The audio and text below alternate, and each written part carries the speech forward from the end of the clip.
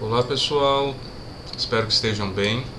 Vamos continuar então a nossa série de vídeos aí para estudo aí durante o período da crise do Covid-19, tá certo? Nós estávamos então no ponto do módulo 2, no qual nós estávamos discutindo, fazendo uma revisão sobre modelos atômicos e tipos de ligações químicas. Revisamos basicamente as ligações iônicas, né, e as ligações covalentes. É hora agora então da último tipo de ligação primária, que é a ligação metálica, tá? Então, para a ligação metálica, para explicar como os átomos estão unidos dentro de uma estrutura metálica, a regra do octeto não é satisfatória para explicar justamente o que está acontecendo. A melhor maneira da gente entender o que está acontecendo aqui na ligação metálica é imaginar basicamente os átomos aí como centros fixos, tá bom? Mas não são quaisquer átomos, são átomos que perderam um elétron de valência. Então esses átomos estariam em pontos fixos da estrutura e os seus elétrons mais externos estariam delocalizados. O que significa isso? Uma hora o elétron estaria aí basicamente com a sua órbita mais próxima deste átomo, outra hora pertencendo a este, etc. É se como nós estivéssemos em uma sala, fazendo uma analogia macroscópica, e nós estivéssemos aí com bolas de tênis na mão e jogássemos aí uns para os outros, tá? Trocando o tempo inteiro aí de bolinha, tá bom? Seria esta a ideia. Essa alta delocalização vai ter efeitos práticos aí para os elétrons, né? No caso da estrutura metálica. Se eu basicamente posicionar aqui um dispositivo que promova uma diferença de energia potencial aí elétrica, né, uma diferença de potencial elétrico entre dois pontos do espaço, eu consigo ordenar este fluxo de elétrons num determinado sentido. Quando eu fiz isso, então eu acabei de criar uma corrente elétrica, certo? Além disso, eu posso posicionar aqui uma fonte de calor numa extremidade da estrutura. É intuitivo a gente perceber que depois de um certo tempo isso vai se propagar para toda a barra, por exemplo. Por que isso acontece rápido? Porque, claro, a rede está vibrando, os átomos vibram e transmitem energias uns para os outros. Mas os elétrons, esses elétrons delocalizados, nesse mar, entre aspas, de elétron, ele é muito ágil, né? Os elétrons nessa estrutura são muito rápidos. Então eles conseguem transmitir aí e transferir essa energia térmica de maneira aí muito mais eficiente e rápida, tá certo? Então, outro detalhe, pessoal, dentro do contexto aí de ligações metálicas, seria o que nós chamamos de ligas metálicas. Então, uma liga metálica vai ser uma mistura de pelo menos dois ou mais elementos químicos, tá bom? Sendo que nem todos precisam ser metais, tá? Mas a maioria desses átomos precisam pertencer à classe dos metais, tal como preconizado aqui, né, na tabela periódica. Então todos esses elementos aí enquadrados amarelos seriam os elementos metálicos, tá bom? Então nós temos alguns exemplos aqui. O aço como uma liga de ferro e uma pequena quantidade de carbono. Essa é uma definição básica do aço, né? Ele tem no mínimo ferro e carbono para ser considerado uma liga de aço.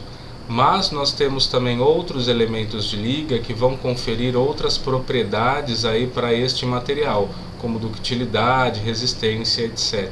Tá? Temos aqui ouro 18 quilates, que basicamente seria então uma liga de ouro e cobre. Nós temos o bronze aí como uma liga de cobre e estanho. E o latão como uma liga de cobre e zinco, que é usado, por exemplo, na produção de instrumentos e também zíperes, por exemplo, aí de uma calça, de uma jaqueta. Algumas características principais dos metais seriam brilho característico, né? Então, justamente a estrutura extremamente cristalina ordenada dos metais vai fazer com que observe padrões de reflexão, né, da luz aí muito característico, muito homogêneo, tá? Muito simétrico. A alta condutividade térmica e elétrica explicada pelo modelo de mar de elétrons, altos pontos de fusão e ebulição, porque este tipo de ligação é extremamente estável. Esse mar de elétrons, essa estrutura, a maneira como isso é concebido, faz com que a estrutura estabilize bem, tá? A maleabilidade, para a gente, pessoal, em ciência e tecnologia dos materiais, maleabilidade vai ser a capacidade de transformar um determinado metal em lâminas, tá? Então, por exemplo, olhem essa máscara mortuária de Tutankhamon. Se eu não tivesse uma alta maleabilidade, eu jamais ia conseguir reproduzir estas curvas e estas formas extremamente complexas aí dessa máscara mortuária, tá? Ductilidade vai ser definida como a capacidade de transformar em fios. Percebam que tanto maleabilidade como ductilidade representam características aí de modelagem mecânica aí destes metais, tá? E uma alta capacidade de resistência a esforços de tração, que são esforços aí basicamente onde você está separando duas extremidades de uma estrutura, tá bom? Mas a gente não vive só de ligações primárias, né, ou ligações químicas aí principais, as covalentes, metálicas e iônicas. Para os materiais que formam moléculas, então os materiais aí cujas ligações são basicamente covalentes, né? A gente vai ter também um tipo de ligação chamada de ligação secundária ou ligações aqui, ó, intermoleculares. Então, numa escala de energia, essas ligações secundárias, por que ela recebe este nome? Porque numa escala energética elas apresentam valores menores. Então, aqui o que a gente está vendo é a força típica de várias ligações, com uma energia de ligação, ou seja, a energia que você tem que fornecer para quebrar aquela ligação, em kJ por mol de uma determinada substância. Então, iônica de 50 a 1000, covalente de 200 a 1000, metálica de 50 a 1000, Van der Waals, aí as forças de Van der Waals de 0,1 a 10, as pontes de hidrogênio, que são os tipos de ligação secundária mais forte, com energia de 10 a 40 kJ por mol. É que é mais forte que as de Van der Waals do tipo de polo, nós já vamos discutir a seguir, mas percebam que em ordem de grandeza ela é pelo menos 2 ordens de grandeza menor, tá? Aqui a gente coloca os vários tipos de ligações intermoleculares numa escala energética da seguinte forma. O que a gente vai começar a discutir de cima para baixo é mais energético, mais forte. Então começamos com as pontes de hidrogênio, que envolve átomos mais eletronegativos, como flúor, nitrogênio e oxigênio, ligados ao átomo aí de hidrogênio, tá? Então, exemplos: ácido fluorídrico, água e amônia, né? A água, as ligações entre as moléculas de água é bom, né? Água são do tipo pontes de hidrogênio, tá? O que vai acontecer na molécula de água é você ter uma molécula polar, onde você tem aqui um centro de carga parcial negativa, né? Concentrada no átomo mais eletronegativo, que é o oxigênio, e cargas parciais positivas sobre o hidrogênio, que é o menos eletronegativo. Esta carga parcial vai sentir a atração, né, uma carga parcial negativa, de uma carga parcial positiva, estabelecendo assim a ligação do tipo ponte de hidrogênio. Lembrando, aqui a molécula de água é eletricamente neutra. O que a gente está analisando aqui, falando de carga, é uma distribuição espacial das cargas nesta molécula, pelo fato dela ser polar, ou seja, o centro de cargas positivo não coincide com o centro de carga negativo. Numa molécula apolar, como o gás hidrogênio, o gás nitrogênio, o centro de cargas positivos é igual ao centro de carga negativo. A analogia aqui é, imagina que você está calculando o centro de massa, tá? Seria uma ideia análoga. Então você calculou aí um centro para o positivo e negativo, na molécula polar não coincide. Na molécula apolar, esses centros coincidem. A seguir, a segunda mais energética, dipolo permanente. Envolve moléculas que são polares, mas a força da ligação não é tão potente aí quanto das pontes de hidrogênio, tá? Então, exemplo HCl, que também é uma molécula polar, ou seja, o centro de carga positivo e negativo difere, tá? Mas a força de ligação não é tão intensa aí quanto ponte de hidrogênio. Eu não tenho só moléculas polares, eu posso ter moléculas apolares, tá? O que vai acontecer, então, para esse tipo de molécula, dois tipos de interação. Uma do tipo de polo permanente de polo induzido, na qual eu tenho uma molécula polar se aproximando de uma molécula apolar.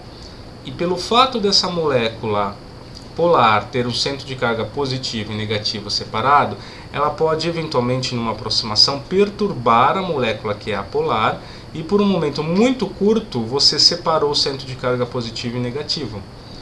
Neste momento se estabelece uma ligação. A seguir, a molécula apolar volta ao seu estado de equilíbrio, essa ligação é desligada. Aí vem uma outra que desestabiliza de novo e liga. Aí é desligado, e vem uma outra e assim sucessivamente. É como se essas ligações estivessem ligando e desligando, tá? E pelo fato de a molécula já ser apolar, você vai promover uma perturbação, mas o campo que você vai criar não é tende a não ser tão intenso como quando você tem uma molécula polar. Então, isso daqui é menos energético, menos forte. As interações do tipo de polo induzido vão acontecer, então, quando você tem só moléculas apolares. Eventualmente, uma perturba a outra, mas a probabilidade disso acontecer é ainda menor do que neste caso aqui, tá? Então, por exemplo, o gás hidrogênio, um gás nitrogênio dentro de um tanque, o tipo de ligação que você vai ter basicamente é desse tipo, tá? Muito fraca. As forças intermoleculares, pessoal, têm a ver com temperatura de fusão, né? Quanto mais forte é a força intermolecular, mais eu preciso fornecer energia para quebrá-la.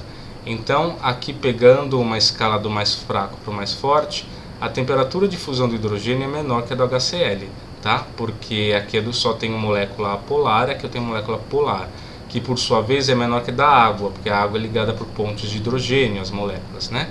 Que por sua vez é menor que a temperatura de fusão do cloreto de sódio, porque essas ligações intermoleculares aí são para substâncias que formam moléculas. Cloreto de sódio, ligação iônica, não forma molécula. O que você tem aqui, vamos voltar aqui então na ligação iônica. Você tem aqui um tipo de estrutura em rede, tá? E essas estruturas são altamente estáveis, tá certo? Voltando. Agora a gente entra numa parte que não é mais tão revisão, talvez realmente seja algo mais novo aí para vocês. A gente vai discutir um pouquinho de semicondutores justamente para entender o princípio de funcionamento aí das células fotovoltaicas, tá certo? Então a gente comentou basicamente o que, né? Que muitos materiais metálicos estão organizados aí em formas de estrutura cristalina, com muitos elétrons disponíveis aí para a condução elétrica devido àquele modelo de mar de elétrons. Mas vamos acompanhar aqui. O número de elétrons disponível para a condução elétrica em um material particular está relacionado ao arranjo dos estados ou níveis eletrônicos em relação à energia. Ou seja, lembra da distribuição de elétrons que a gente comentou ao longo de camadas? Em virtude das diferenças de energia para os elétrons mais externos, eu vou ter mais ou menos elétrons disponíveis para conduzir energia elétrica, tá? Ou seja, depende aí dos estados quânticos de energia. Só que isso é quando a gente analisa átomo a átomo, certo? Agora imagine o seguinte, que você está aproximando um átomo do outro, tá? Quando você começa a aproximar um átomo do outro, os elétrons de um começam a perturbar as órbitas dos demais. E o que você vai ter então é uma perturbação nos níveis energéticos também, que começam a se desdobrar. Você vai criando mais níveis. Aí vem um outro átomo, perturba mais, cria mais níveis, e isso vai acontecendo para todo mundo. Então, o que você vê isso aqui no gráfico, ó, seriam os níveis de energia para os elétrons ou para os átomos individuais. À medida que eu vou aproximando os átomos, porque na natureza, geralmente para os nossos interesses, os átomos estão ligados a outros, então eles estão próximos. O que vai acontecer com os níveis de energia é que eles vão se desdobrar, vão ser perturbados e criar vários outros níveis, tá? Então, para o elétron mais externo, o que você acabou de criar é a famosa banda de energia aqui, a banda de condução. Tá? Então, falar a banda de condução, de onde vem? É justamente pela perturbação dos estados energéticos individuais dos átomos. A banda de valência também da mesma forma. Tá? Então, percebam, os níveis mais externos são mais perturbados que os níveis mais internos, porque os elétrons estão mais longe e mais blindados em relação a esse efeito. Tá?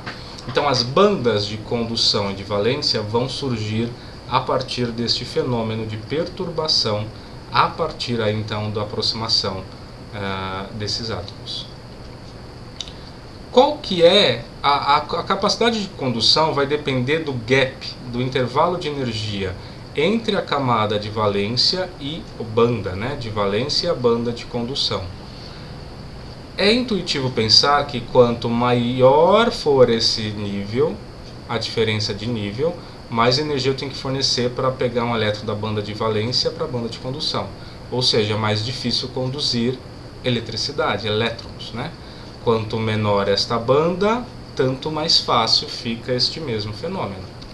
Então, o que você está vendo aqui em termos de energia são as diferenças entre a banda de valência de condução para um material condutor, semicondutor e isolante. No extremo, o material condutor tem uma sobreposição, ou quando não ocorre a sobreposição, é muito próximo à banda de valência da de condução. É muito fácil eu jogar elétrons para cá e conseguir conduzir. Pense na banda de condução como se fosse um corredor disponível para que os elétrons consigam fluir ao longo da estrutura, tá?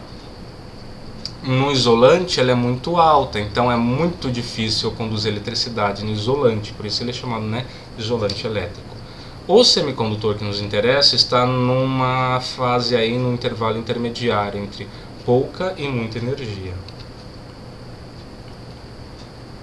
E os tipos de semicondutores, né, eles são basicamente de dois tipos, tá, em relação às impurezas. Eu tenho os condutores semicondutores intrínsecos, por exemplo, eu tenho um semicondutor de silício puro ou germânio puro. As propriedades do semicondutor são devidas simplesmente às propriedades do silício ou do germânio. E só para vocês terem uma ideia, o gap de energia para o silício é 1,1 elétron-volt e 0,7 elétron-volt para o germânio. Elétron-volt, acho que eu já falei no outro vídeo, é uma unidade de energia adequada para as escalas atômicas e moleculares. E a equivalência com Joule seria 1 elétron-volt, aproximadamente 1,6 vezes 10 a menos 19 Joule. Tá?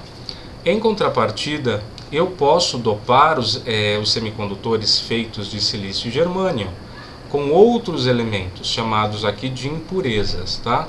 Mas não no sentido pejorativo, no sentido de aquilo estar numa menor quantidade. Quando eu insiro então uma impureza, eu começo a criar estados energéticos que não existiam antes. Ou seja, concordam que fica mais fácil agora eu passar o elétron, passar da banda de valência para a de condução? Porque agora ele tem duas maneiras de fazer isso. Dar um salto direto para cá, ou dar um salto menos energético para cá, e depois um saltinho para cá. Ou seja, eu tenho mais uma via, ou seja, eu melhorei as capacidades de condução do meu material semicondutor, tá? Então aqui é uma tabela, eu não vou ficar lendo essa tabela, é para referência de vocês, na qual tem um material semicondutor, que pode ser os famosos silício e germânio, e assim como materiais mais novos, que são mistos, né? Fósforo com galho, antimônio com índio, etc. Os gaps entre a banda de valência e a banda de condução, qual que é a condutividade para os elétrons, a mobilidade para os elétrons e para os buracos. Porque, como nós comentamos no vídeo anterior, os portadores de carga num semicondutor não são apenas os elétrons, como no caso dos metais. Eu tenho também buracos, né, que ficam para trás. Aqui, sair um elétron daqui para cá, deixa para trás um buraco, tá? Na estrutura. Aqui, pessoal, então, como seria para um cálculo de semicondutor intrínseco, só para vocês entenderem aí como seriam basicamente a condutância, como que eu poderia expressar aí a condutância ou condutividade desses materiais, né? Quando eu tenho apenas um condutor normal metálico, eu só dependo dos elétrons. Então, basicamente essa condutância, que é a condutividade elétrica, né, vai ser devido à mobilidade dos elétrons, o módulo da carga do elétron, porque ela é negativa, né, só que eu não estou interessado nisso, e o N, que seria o número de elétrons livres por unidade de volume, tá? Isso para o caso de um condutor metálico. Quando eu tenho um semicondutor, a condutividade elétrica tem que ser uma soma da contribuição dos elétrons mais a contribuição dos buracos, tá?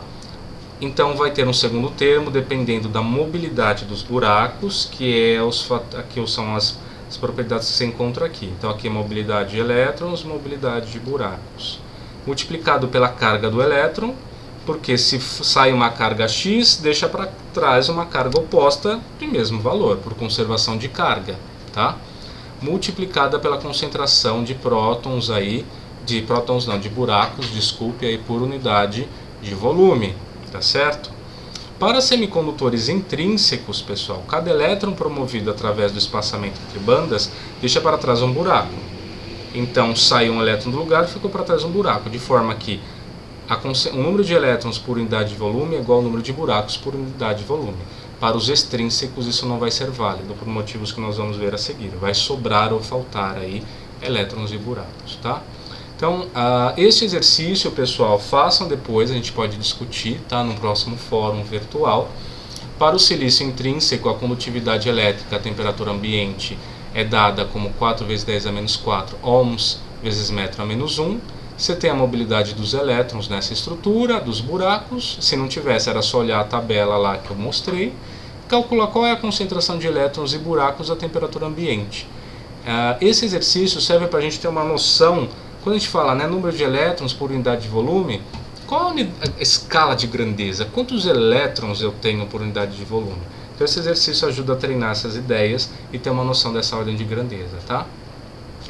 Mas nem só de semicondutores intrínsecos, né, vive aí as aplicações, né? A gente precisa discutir aí justamente os semicondutores melhorados, os semicondutores aí extrínsecos. Deixa eu ver quanto tempo de vídeo e podemos continuar aqui.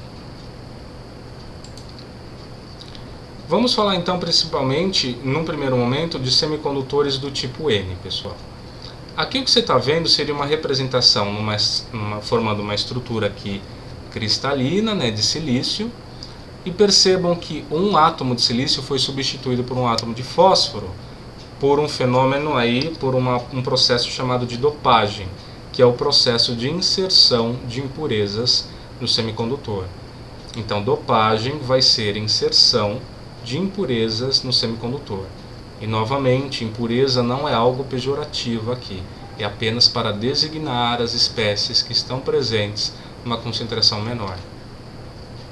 Então você substitui um átomo de silício por um átomo de fósforo, tá?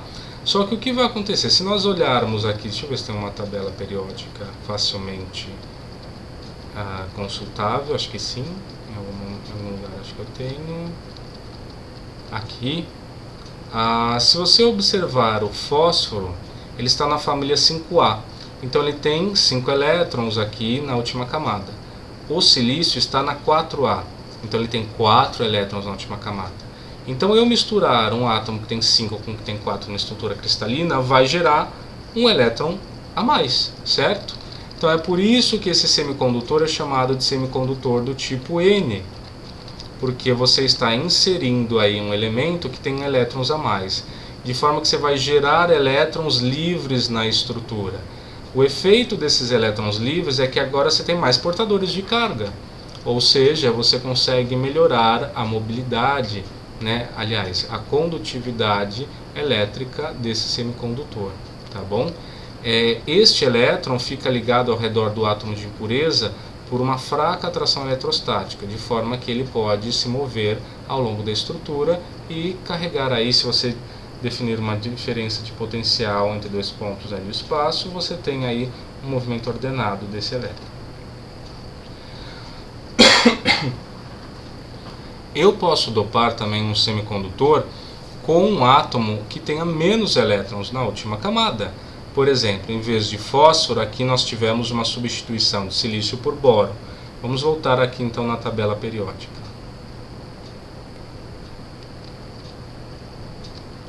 Aqui. De novo, fósforo na 5A, silício na 4A, o boro está na 3A, significando que eu tenho 3 elétrons na última camada em comparação com o silício que tem 4.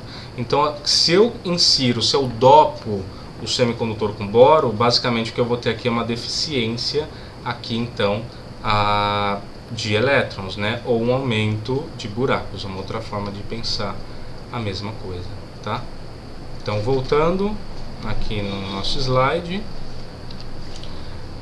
o que vai acontecer é, eu vou gerar um buraco que também está fracamente ligado e tem capacidade então de se movimentar aqui ao longo da estrutura, tá certo? Aqui então temos uma dopagem do tipo P, porque em vez de ter excesso de portadores de carga negativo, temos excesso de portadores de carga que seria considerado positivo, tá? Do ponto de vista de energia, o que está acontecendo tanto aqui, que a gente já deu um exemplo, né, anteriormente, né, um do tipo N, que cria um nível energético mais próximo da camada de condução, ou um tipo P que cria um novo nível energético mais próximo da camada de valência para o buraco. Mas não importa, pessoal. Percebam que nos dois casos de dopagem, o importante é saber que eu estou criando níveis energéticos adicionais, então tanto os elétrons aí quanto buracos têm mais possibilidades de mobilidade ao longo da minha estrutura, tá? Então aqui seria um zoom justamente mostrando aqui o nível energético adicional que foi criado, tá? A gente vai ter um pouquinho aqui de sinfonia de cães, tá bom? Aqui em casa. Tem muitos pets por aqui, então eventualmente vai ter um fundinho de pets aí nos nossos vídeos, tá? Eu posso ter casos, pessoal, em que eu dopo o semicondutor com vários tipos de impureza, tá? Dependendo do que eu estou querendo aí, tá certo? Então, o importante aqui é extrair. Então, um semicondutor do tipo N é aquele dopado com um elemento que tem excesso de cargas negativas, o tipo P tem uma falta, né? Ou um excesso de cargas positivas, tá? Me interessa justamente a aproximação desses dois tipos de semicondutor, numa coisa que vai ser chamada então de junção PN, tá? O que vai acontecer, pessoal, quando eu junto um material aqui que é do tipo N próximo do tipo P? A partir do momento que eu começo a aproximar demais para criar essa junção, os elétrons que estão do lado N, porque eu tenho um excesso, né, de elétrons devido às impurezas com mais elétrons na última camada, vão sentir a atração aqui eletrostática, que tem um campo mais positivo do que aqui, e vão tender a migrar ao longo de uma camada de difusão para o outro lado do tipo P. Então vai um, vai outro, vai outro, vai outro. Só que isso vai ter um limite também, né? Basicamente, desculpem, o limite vai ser quando migrarem tantos elétrons para cá que vai gerar uma repulsão agora nessa região que vai impedir com que os mais elétrons continuem. Então perceba, há um limite para essa difusão de elétrons para cá e consequentemente de buracos para cá, porque o elétron que foi deixa, né, vai deixar um buraco também aqui na estrutura, tá? O limite dessa difusão é quando a repulsão gerada aqui em relação aos elétrons ou daqui em relação aos buracos atinge um valor de equilíbrio, tá? Mas o que é importante aqui? Eu acabo de gerar de um lado um excesso de cargas negativas, aqui como mostra, deste lado eu vou gerar um excesso de cargas positivas. Uma separação espacial de cargas vai gerar um campo elétrico.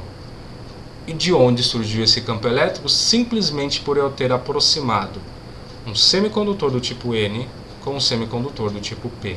Só de eu aproximar, criei um campo elétrico. Isso é ótimo, né? Porque esse campo elétrico pode impulsionar os elétrons. Então, por exemplo, vem aqui basicamente, incide radiação luminosa aqui de um determinado lado aqui dessa estrutura, né? Ejeta um elétron, ele vai migrar aqui no sentido N, porque eu tenho um campo justamente direcionado aqui do mais para o menos, mas as cargas negativas se movem no sentido contrário. Então o campo elétrico está aqui da sua direita para a esquerda. os elétrons vão se mover aqui do semicondutor do tipo P para o tipo N, da esquerda para a direita, numa célula fotovoltaica. Então, pessoal, justamente a ideia do que eu acabei de explicar, né, está aqui, né? Então, o que eu preciso para uma célula fotovoltaica, primeiramente, é uma junção do tipo P ou do tipo N, tá? A partir do momento em que fótons, né, que tem uma energia superior aí ou igual, pelo menos, à energia de ligação do elétron, o que vai acontecer é um determinado elétron sai do semicondutor do tipo P e migra para o tipo N, que por sua vez está ligado a contatos elétricos, e isso vai conduzir então para a rede, tá? Por que isso aconteceu? De novo, olhem o slide anterior. Porque elétrons migraram do semicondutor do tipo N para o tipo P, gerando um campo elétrico que está nessa direção, tá? Se ele está nessa direção, os elétrons vão se mover exatamente no sentido contrário desse campo elétrico, do P para o N, tá? Por isso que a célula é organizada desta forma. São ideias novas, eu sei que há muitos detalhes, tá? Então eu recomendo que vocês leiam com calma esta parte. Há um texto adicional que eu postei também, explicando a ideia geral das células fotovoltaicas. Recomendo a leitura, que é um resumão de como ela vai funcionar, tá certo? Há limites para isso também, né? Não é qualquer energia que os elétrons vão poder utilizar para migrar do tipo N para o tipo P. Além disso, fótons com energia superior à necessária, próxima à luz ultravioleta ou mais alta, concedem energia em excesso, que é transformada em calor. Isso daí limita a eficiência. Além disso, as células fotovoltaicas de silício cristalizado absorvem a radiação solar em uma faixa muito estreita do espectro. Até daria para aproveitar um pouco mais de radiação, mas eu não vou conseguir absorver tudo. Então, por limitações na absorção e porque não posso usar simplesmente qualquer nível de energia, eu não vou ter uma eficiência de 100% para uma célula fotovoltaica. Aqui, pessoal, outra forma explicando a junção PN, justamente mostrando os elétrons que migraram para o lado P, as cargas positivas então que ficaram do lado N, que vai gerar aí um campo elétrico. Então o elétron passa daqui do lado P para o lado N, tá? Então movimento favorecido daqui para cá, do lado P para o N. No sentido contrário, esse não é favorecido, tá? Só para explicar aí de outra forma. Eu consigo células melhores se eu eventualmente começar a combinar diferentes materiais. Olha aqui a experiência que foi feita, de um material com 3 camadas, onde o topo tinha índio, galho e fósforo, galho e arsênio no meio, índio, galho e arsênio no fundo. Cada um absorve melhor uma faixa do espectro. Aqui vocês têm um gráfico em comprimentos de onda, em nanômetros, tá? A faixa do visível está representada aqui, ó, tá? Então um absorve melhor em comprimentos de onda maior, infravermelho, tá? A parte de galho e arsênio aqui no infravermelho próximo, mas já entrando no visível, índio, galho e fósforo vai absorver melhor no espectro visível. Então o material combinado vai ter aí capacidade de absorver nessas 3 regiões. E por comparação, olha aqui, esse é o espectro solar incidente. Então, com mais materiais eu absorvo mais, mas eu nunca vou conseguir absorver o espectro todo, tá? É uma característica inerente da célula fotovoltaica, tá? Por isso que são pesquisados novos materiais alternativos ao silício, para que eu tenha uma eficiência maior e porque o silício é finito também e muito requisitado em várias aplicações. Então é interessante que eu tenha novos materiais. Há materiais inclusive orgânicos também testados em células solares, tá? Então a tendência em pesquisa é de materiais alternativos ao silício e combinação de diferentes materiais para um aumento de eficiência, tá? Deixo aqui um exemplo de pesquisa para uma leitura adicional, tá? Onde basicamente, pessoal, eles juntaram uma célula fotovoltaica e uma célula eletroquímica para fazer o quê? Pegar CO2 e transformar em hidrocarbonetos. O processo de combustão que vai gerar gases do efeito estufa são justamente o contrário, né? Eu parto de moléculas maiores de elementos combustíveis, tem uma oxidação que transforma em CO2. O que a célula eletroquímica faz é, o CO2 não vai se transformar de maneira natural em uma molécula maior. mas se eu fornecer energia isso pode acontecer. Então eu tenho eletrodos aqui, inclusive, pessoal, com também nanopartículas, que vão favorecer aí essa transformação do CO2 em moléculas maiores. E eles tiveram a ideia de, em vez de eu usar a energia da rede, porque eu estou tentando então converter CO2, isso é ótimo, né? Tira um pouco de CO2 da atmosfera, só que fica melhor ainda se eu usar uma célula fotovoltaica. É justamente o que eles fizeram. Então é um sistema que opera com energia solar, que recicla CO2 para produzir etanol e etileno, que podem ser usados como elemento combustível novamente ou como insumos para outras indústrias, tá? Então aí fica uma recomendação de leitura. E é isso então, pessoal, por enquanto, tá? Terminamos então este módulo 2, materiais em células solares. No próximo módulo nós vamos estudar, continuar falando sobre aplicações deste tipo, mas percebam, falamos muito aí de estruturas cristalinas. Uma vez feito esse preâmbulo, essa revisão e esse aprofundamento de estudo de semicondutores, nós vamos focar a seguir em estruturas cristalinas e desvios dessas estruturas. E o que isso diz respeito em termos de propriedades, quais são as consequências disso para os materiais e aí o seu desempenho, tá bom? Então, bons estudos, uma boa semana e até o próximo vídeo.